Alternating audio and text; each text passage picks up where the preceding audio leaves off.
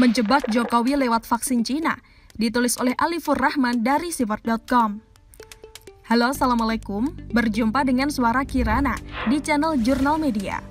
Saya gak habis pikir kenapa orang-orang di sekeliling Jokowi ini lemah sekali dalam menyaring informasi. Sehingga informasi yang kurang benar atau katakanlah salah bisa diyakini benar dan disampaikan pada Presiden.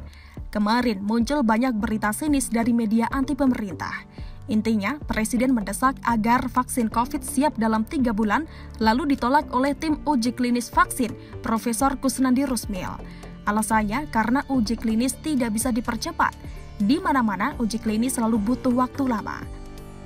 Nada berita ini jelas negatif, karena Presiden dianggap tidak paham permasalahan dan kembali mempersepsikan negatif karena seolah memberi karpet merah pada vaksin Cina. Sampai muncul berita, Presiden mendesak vaksin tersebut segera dipakai.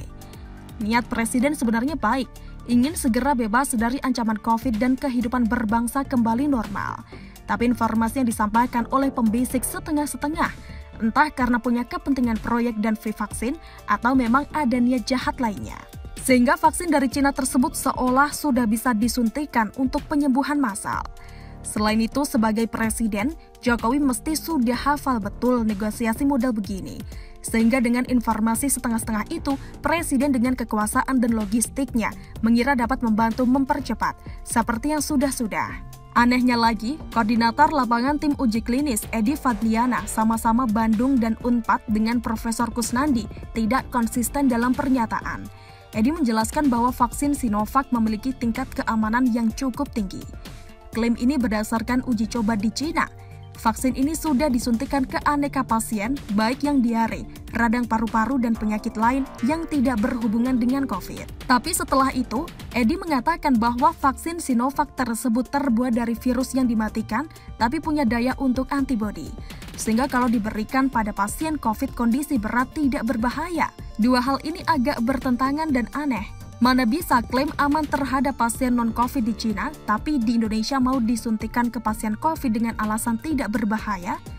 Lebih aneh lagi karena di akhir konpres yang dilakukan di Unpad, Edi mengatakan bahwa vaksin Sinovac ini akan disuntikan kepada 1.620 sukarelawan. Syaratnya adalah berusia 18-59 tahun, sehat dan tidak terjangkit COVID. Ini apa-apaan, jelas terjadi kesalahan berpikir yang sangat-sangat fatal. Bagaimana bisa Edi mengklaim aman untuk disuntikan pada pasien COVID kondisi berat? Bagaimana bisa Edi mengklaim aman untuk disuntikan pada pasien COVID kondisi berat, sementara syarat menjadi sukarelawan vaksin Sinovac adalah harus sehat dan tak terjangkit COVID? Tapi akhirnya saya paham, kebingungan, tidak konsisten dan logika berseberangan yang disampaikan Edi ini nampaknya sama persis dengan informasi yang sampai pada Presiden. Pertama, vaksinnya aman. Kedua, tidak berbahaya disuntikan pada pasien COVID kondisi berat. Sehingga Presiden berpikir ini mesti dipercepat dan ditanya apakah bisa beres dalam 3 bulan? Jujur saja saya merinding melihat kondisi ini. Ngeri jika kesalahan informasi ini dipertahankan, lalu sebagian orang dipaksa tutup mata atas nama fee proyek vaksin. Jelas ini berbahaya. Apalagi secara politik, banyak yang mengincar pelengseran Presiden. Jangan sampai ada pasien COVID yang disuntik vaksin Sinovac, karena kita tidak tahu efeknya. Apalagi klaim aman dari Cina itu hanya disuntikan pada pasien penyakit lain bukan COVID. Jangan sampai kematian di Indonesia yang sejauh ini cukup terkendali, jadi membludak dan mencapai ribuan orang per hari hanya gara-gara vaksin Sinovac.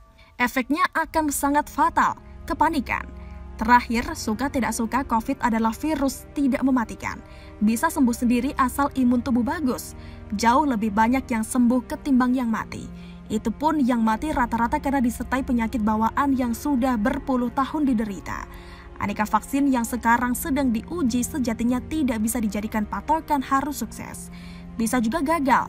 Bisa jadi COVID ini tidak pernah ada vaksinnya. Sama seperti penyakit batuk, demam, dan pilek biasa. Apakah ada vaksinnya? Atas nama penelitian, silakan saja dilanjutkan. Dan sebaiknya jangan bikin klaim aneh-aneh, mesti ada potensi fee yang menggiurkan. Sementara untuk jalan keluar menangani COVID di Indonesia, sungguh tidak relevan jika menjadikan vaksin sebagai satu-satunya solusi dan harapan. Permasalahan atau dampak ekonomi sosial yang terjadi sekarang jauh lebih penting untuk diselesaikan dibandingkan mengurusi virus COVID dan vaksinnya.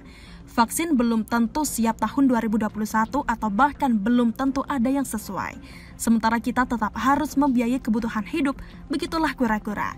Bagaimana menurut Anda? Silahkan tulis komentar di kolom komentar. Jangan lupa untuk like, subscribe, dan share. Kirana pamit. Wassalamualaikum warahmatullahi wabarakatuh. Sampai jumpa.